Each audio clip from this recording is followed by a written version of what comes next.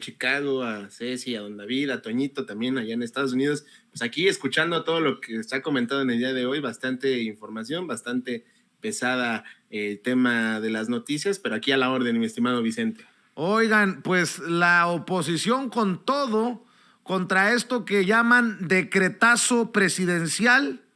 Dice, por ejemplo, Xóchitl Gálvez que Andrés Manuel López Obrador regresó a su verdadero yo y mandó al diablo las instituciones. Vamos a ver y escuchar a la senadora del PAN, Xóchitl Gálvez, pronunciarse en contra de este decreto presidencial, porque dice, bajo el argumento de seguridad nacional, podrá realizar obras saltándose cualquier norma.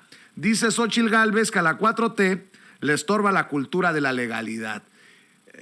Por favor, vitacilina, qué buena medicina para la senadora. Un golpe más de la 4T contra la transparencia y la rendición de cuentas. Este gobierno se encamina cada vez más hacia el autoritarismo. Hace unas horas, el presidente de la República publicó un decreto con el que prácticamente podrá darse todas las facultades para no cumplir con la ley. Resulta que con el pretexto de seguridad nacional podrá hacer obras en materia de puertos, aeropuertos, trenes, vías de ferrocarril, energía, salud, turismo.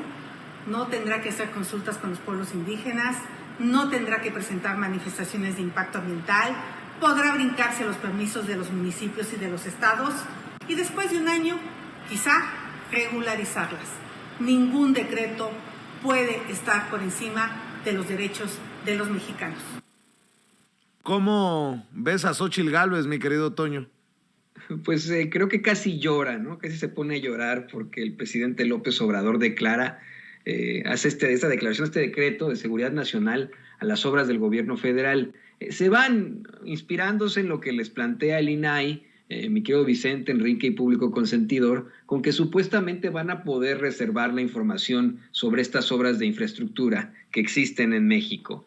Hoy el presidente López Obrador lo aclara y dice, no, es para que podamos agilizar los trámites, pero información que ustedes, periodistas o que el público en general solicite, información que vamos a dar a conocer. Creo además, Vicente, que en esta administración, la administración del presidente López Obrador, todo se ha dado de una forma muchísimo más transparente que las obras que se otorgaron en sexenios pasados. En el sexenio pasado de Enrique Peña Nieto, Xóchitl Gálvez era delegada, todavía no era en alcaldías, era delegada, si no me equivoco, de Miguel Hidalgo. Ahí también, como siempre nos lo ha mencionado aquí Meme Yamel, se ha planteado que han habido una serie de irregularidades precisamente en concesiones de obras y situaciones pues muy, muy difíciles de las que no hablaría Xóchitl Gálvez. Esto es una vez más, en mi opinión, un intento de la oposición para el golpeteo. Estoy casi convencido que deben de tener juntas en la oposición y decir, bueno, esta semana nos vamos a ir, en definitiva, con lo del decreto de López Obrador. ¿Qué más traen? No, pues no traemos nada, nos dejó bien madreados la semana pasada con su visita a Washington DC. Bueno, pues vámonos con esto a ver si funciona, a ver si nos lo podemos llevar, pero simple y sencillamente se exhiben. El público, el pueblo de México, se está dando cuenta de algo que ellos no quieren que se den cuenta, que estas obras de infraestructura lo único que están buscando es también incrementar el número de empleos que existen. Se habla de cientos de miles de empleos, Vicente, Enrique y público consentidor, que generan estas obras de infraestructura y también aportan muchísimo a la economía. Yo quiero insistir con eso. El presidente está inspirándose en uno de sus pues más queridos líderes y admirados líderes de la historia, en Franklin Delano Roosevelt, quien sacó a los Estados Unidos de la crisis del 29 con obras de infraestructura que generaron empleos y generaron poder económico a este país. Así que ellos saben perfectamente que estas obras van a ser muy chingonas y van a sacar adelante a México. De hecho, yo ya los quiero ver cuando tú, Vicente, Enrique y yo nos estemos dando la vuelta ahí en todo el sureste mexicano por el Tren Maya. Nos vamos a encontrar ahí a Marco Cortés, vamos a encontrar ahí a Xóchitl Gálvez vacacionando y viendo las ruinas, nuestro gran pasado maya ahí en el Tren Maya. A mí se me hace que lo que nos quieren decir es ¿Cómo nos van a impedir que Claudio X González continúe con el lawfare, con esto de por la vía jurídica y legal, intentar detener las obras de la Cuarta Transformación? Creo que a eso se refiere Xóchitl Gálvez y todos los que están en contra de este decreto anunciado ayer, Quique Legorreta. Más que decir que Claudio X González haga sus negocios, más bien es que quieren que los privados se hagan cargo de estas obras porque ellos sí saben hacer las cosas, dirías tú, no te doy sarcasmo, porque evidentemente se tratan de obras que van a quedar para la historia del país. Y hoy muy bien el presidente López Obrador hablaba del ejemplo más cercano que tiene él cuando fue jefe de gobierno, que por mucho tiempo dijeron en la oposición de aquel entonces, yo estaba muy chico, decían que, por lo que dice el presidente, decían que se iban a caer los segundos pisos, que se iba a hacer un colapso de la ciudad, cosa que al final terminaron por todos utilizándolo y como bien lo recalcó, terminaron hasta copiándolos, ¿no? Y copiándolos al estilo priista, porque en el Estado de México los segundos pisos se cobran. Aquí en la Ciudad de México también hay unas partes que se cobran, pero no todas. Entonces, es un ejemplo claro de que la oposición siempre quiere estar metiendo esta idea de que los privados y que si se hacen las cosas, las obras públicas con participación de privados, pues obviamente van a funcionar de mejor forma, y cosa que hoy la realidad es diferente. Hoy tenemos el ejemplo claro de cómo durante, no solamente en el tema de infraestructura, sino también en otras partes de lo que tiene que ver con el gobierno, el más cercano, las empresas que vendió Salinas de Gortari, que eran parte del Estado, pues se tiene un conocimiento de que no es así y de que hoy los privados tienen un papel bastante señalado por la actual administración de que se sirvieron con la cuchara grande. Este ejemplo que pone López Obrador de que Claudio X González está detrás, junto con otros más de la industria privada, de querer impedir el crecimiento de estas obras, pues también ya, o sea, más allá de un análisis técnico y socioeconómico, pues también va ahí en un tema de discriminación, porque si todas las obras se están haciendo en el sureste del país, ¿qué pasaría si fueran en una obra en la Ciudad de México, en Jalisco, en el norte del país, no en Nuevo León, ahí en el gobierno de los Fosfo? Entonces, también yo creo que va por ahí. ¿Por qué? Porque no quieren que el desarrollo de nuestro país se dé también en la parte sur. Y es algo que les molesta. ¿Por qué? Porque siempre han visto la parte del sureste del país, todos estos empresarios, todos estos políticos de toda la vida, como un lugar como apestado, ¿no? Está el ejemplo claro de Cuadri y sus tweets racistas y clasistas en contra de Chiapas, contra Oaxaca. Entonces, evidentemente, pues Xóchitl Gálvez se sube a esta ola de decir que el presidente está metiendo opacidad a las obras porque algo tienen que esconder. Pues no, desafortunadamente las acciones de la oposición o de los empresarios que tienen intereses que fueron afectados, pues están buscando de una u otra forma cobrársela al presidente. ¿Y cómo lo hacen? Haciendo este tipo de amparos. Porque hay que recordar que no hay amparos buenos, mejor dicho, y hay amparos malos. Desafortunadamente, las personas que están metiendo los amparos están haciendo el uso de esta acción legal para interferir en estas obras públicas y hacer los amparos malos. Sin embargo, pues el presidente también lo dejó muy en claro hoy. No se está queriendo opacar nada, no se está queriendo guardar silencio de nada. Los contratos se pueden pedir y se van a entregar si es que es necesario hacerlo. Obviamente, pues la oposición cree que ellos han tenido una forma de hacer las cosas y que debe de mantenerse de esa medida. Sin embargo, hoy la realidad es diferente y hay algo muy importante, Vicente. Toda la oposición, medios, opinólogos, analistas económicos, periodistas de investigación, que han alzado la voz para decir, no, es que ya la 4T está haciendo una dictadura y quiere guardar silencio de sus grandes obras porque de seguro hay algo detrás de ahí y no quieren informar. Bueno, todos los lunes, Vicente, no vamos tan lejos, todos los lunes se está informando en qué se está gastando el dinero, cómo van las obras y qué está pasando con estos megaproyectos. O sea, están diciendo, no quieren dar claridad de las cosas. Todos los lunes se está informando en qué situación están las obras. Me parece también que es un juego de querer decir a la gente de que las cosas están mal cuando no es así. Hay que escuchar al presidente, no nada más hay que oírlo, hay que escucharlo, entender qué es lo que dice, por qué lo está diciendo y con qué razón lo está diciendo. Claro. Y si nos vamos con el tema de que no se están transparentando las acciones, lo repito, los lunes por la mañana tenemos 15 minutos dedicados a la información de estas mega obras. Así es. Oigan, no sé si me han escuchado decir que la más dura oposición no está en el PAN, en el PRI, en el PRD, en Movimiento Ciudadano, sino en el mismísimo Morena. Muchos me han criticado por esto que digo, pero es la verdad. Ricardo Monreal, el coordinador de los senadores de Morena, tacha de campaña anticipada la entrevista de Claudia Sheinbaum con el periódico El País de España. Hizo un llamado a la prudencia.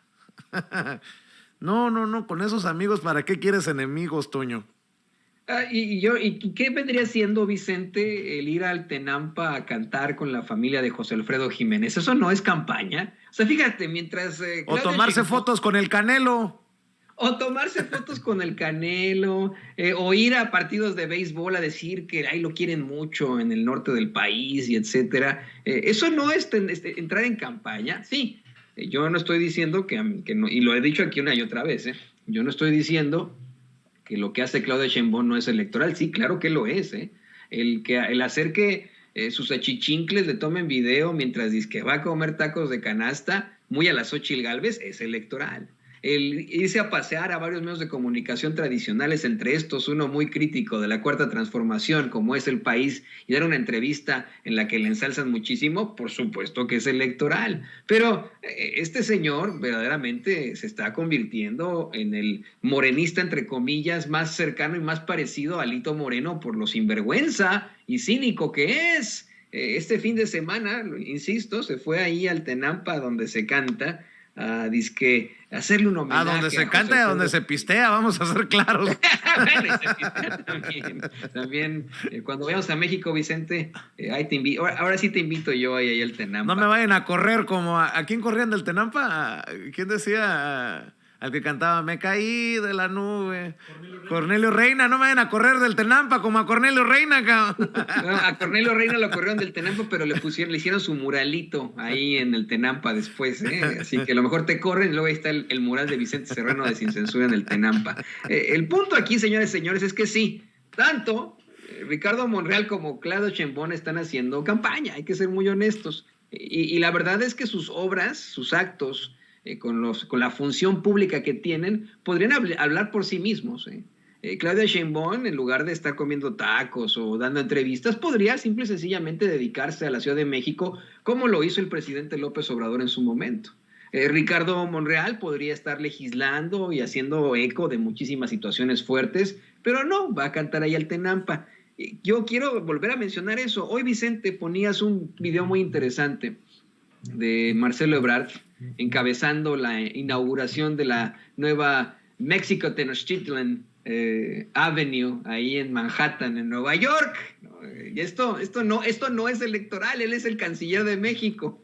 Esas acciones, vaya que hablan hacia un futuro. Yo creo que los votantes recordarán y dirán, ay, sí, ¿te acuerdas cuando Claudia Sheinbaum comió tacos? ¿Te acuerdas cuando Ricardo Monreal se puso a cantar en el Tenampa? Bueno, pues en ese entonces también Marcelo Ebrard estuvo en Naciones Unidas hablando de las armas de fuego, denunciándolas, fue a la inauguración de una calle que se llama México Tenochtitlán, a ver cómo la pronuncian los estadounidenses, México Tenochtitlán en Manhattan.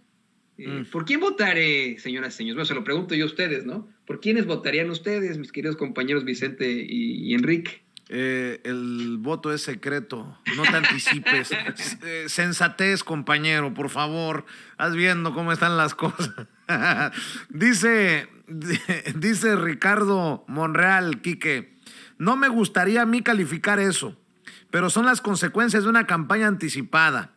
Yo respeto mucho a Claudia Sheinbaum como jefa de gobierno, como compañera de partido y como dijo el presidente, ahora está muy abierto todo, pero hay que tener cuidado, prudencia, sensatez.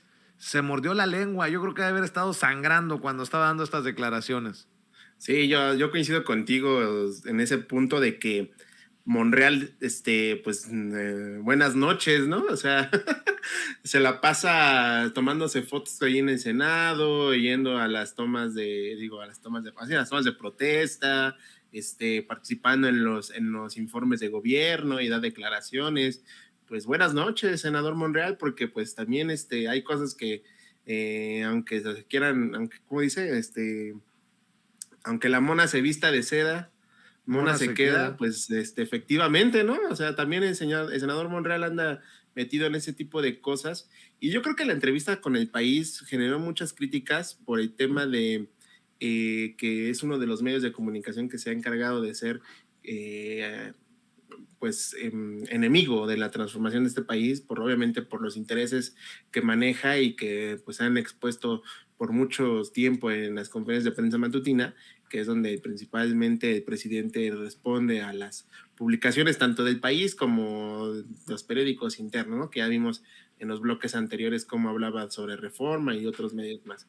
Sin embargo, también en la entrevista en El País de Claudia Sheinbaum deja entrever que pues que no son iguales los actuales políticos de la 4T con los anteriores, ¿no?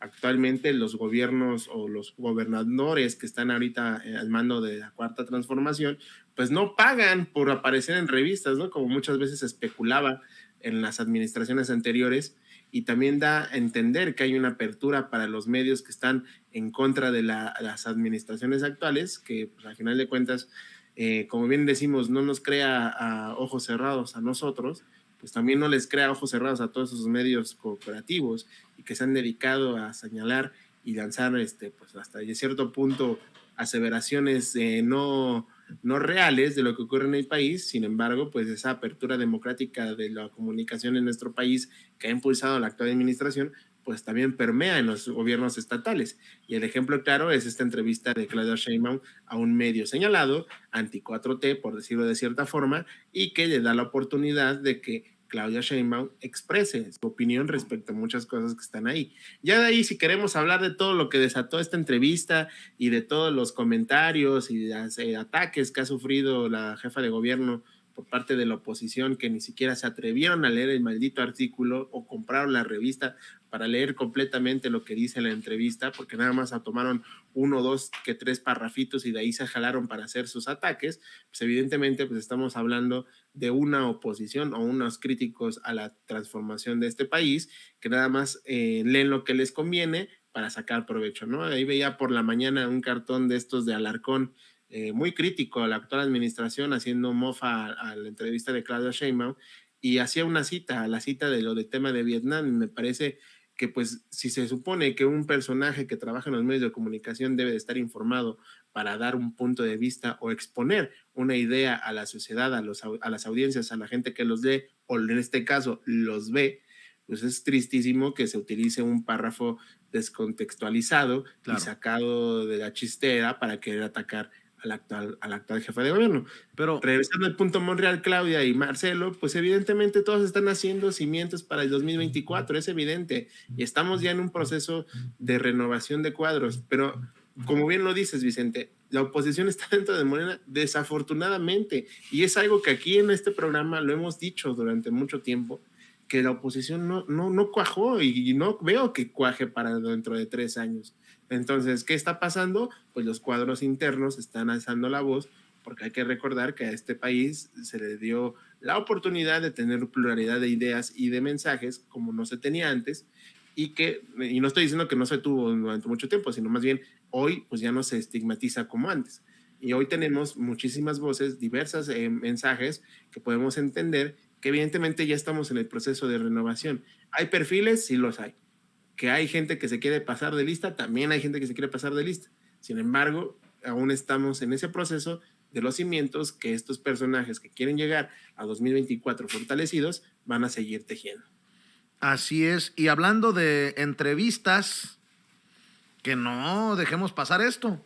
Hablando de entrevistas de personajes de la 4T y del periódico El País, le acaba de conceder una entrevista a Pablo Gómez, el hoy titular de la Unidad de Inteligencia Financiera, que se encuentra compareciendo en la Cámara de Diputados, en la Comisión de Hacienda.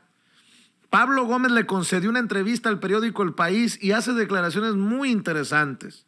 Le preguntan, ¿está la UIF investigando a Videgaray y Peña Nieto por el caso Odebrecht? Y responde, estamos siempre obligados a ver las partes relacionadas, pero no podemos nosotros hacer todo el trabajo. Nuestro marco es la inteligencia financiera y hay autoridades que se encargan de la inteligencia, digamos, en el terreno. Nosotros estamos esperando que nos requieran informaciones derivadas de vínculos personales y del dinero que haya corrido en esa relación. De eso nos encargamos nosotros, pero si no hay esa colaboración, las entidades que se dedican a estas cosas llegan a un momento en que ya llegaron a un tope y no pueden avanzar más. Tiene que haber una colaboración. Nosotros, escuchen bien esto, nosotros estuvimos esperando que la estrategia del fiscal, en el caso Lozoya, diera mayores frutos. Y le dice el periodista, pero no los ha dado. Responde, bueno, dio algunos. Le dice el periodista, llegó a haber filtraciones el año pasado sobre supuestas imputaciones de la Fiscalía Videgaray e incluso a Peña Nieto gracias a las acusaciones de Lozoya, pero se han ido diluyendo. Y dice Pablo Gómez, yo no veo nada, que nada se diluya. Lozoya ha estado en su casa producto de un acuerdo con el fiscal y en un momento dado el fiscal cambia la estrategia. Estos procesos son largos y estas cosas tienen que ir avanzando y también el gobierno tiene que poner mucho énfasis en colaborar con el Ministerio Público y con el Poder Judicial para que todo tenga el curso que tiene que tener y en eso estamos trabajando. Mi querido Toño, a mí me parece muy cabrón esto que dice Pablo Gómez al periódico El País. Nosotros estuvimos esperando que la estrategia del fiscal con Lozoya diera mayores frutos. Madres. Y Vicente, ¿no te parece que se trata de echar simple y sencillamente la bolita? Aquí yo veo a un Pablo Gómez, sí, qué bueno que nos esté dando a conocer este tipo de datos. Una vez más existe ya un claro enfrentamiento con la Fiscalía General de esa institución, de la Unidad de Inteligencia Financiera por la falta de resultados, pero no es echarse la bolita. ¿Por qué no ya comenzar directamente con las investigaciones? ¿Por qué no responder la pregunta? Una pregunta que es muy sencilla.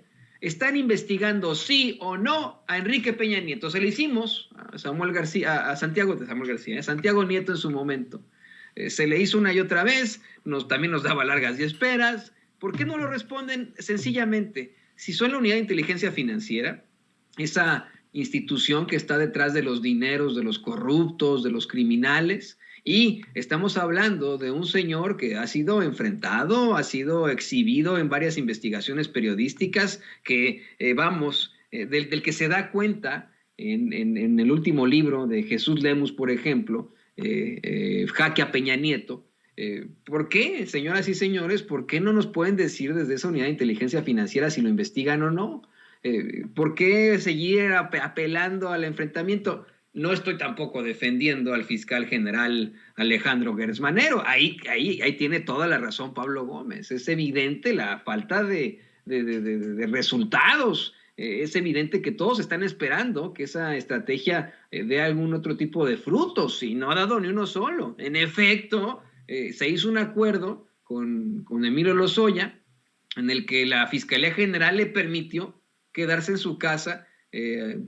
Aquí lo decíamos, rascándose los testículos mientras veías, me imagino, Sin Censura y riéndose de nosotros. Hoy no creo que le dejen ver Sin Censura desde la prisión al cambiar esta estrategia, pero ¿qué sigue de todo esto? ¿Qué va a pasar adelante con la Fiscalía General? No lo sabemos. Ha tenido una función terrible. Si no está funcionando la Fiscalía General, Vicente, Enrique y Público Consentidor, si no está teniendo resultados, no hay una estrategia que dé mayores frutos, como dice Pablo Gómez, pues ya es tiempo de actuar, es tiempo que las otras agencias, como la Unidad de Inteligencia Financiera, nos diga, sí estamos investigando a Peña Nieto, le encontramos estas cuentas, llegó al gobierno de México como presidente con tantos millones en su haber y se fue con tantos millones en su haber. Eso es lo primero, que nos digan con cuánto dinero llegó y con cuánto dinero se fue del sexenio, con cuántas casas llegó y con cuántas casas se fue, en dónde tiene sus cuentas, por qué está viajando tanto,